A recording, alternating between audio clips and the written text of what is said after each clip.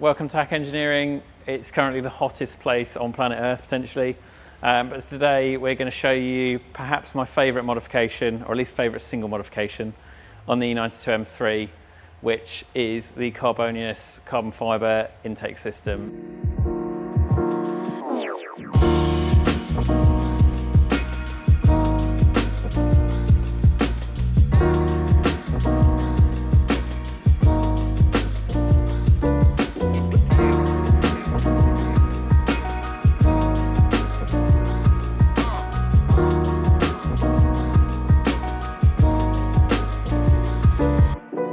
So this is John's low mileage mineral white car, absolute thing of beauty, and he quite rightly wanted to give it a little more in terms of both engine bay appearance and induction noise. So we'll let Luke crack on with fitting this all, and we'll catch up with you at the end and go driving and show you the epic noise that a carbon airbox makes on an S65.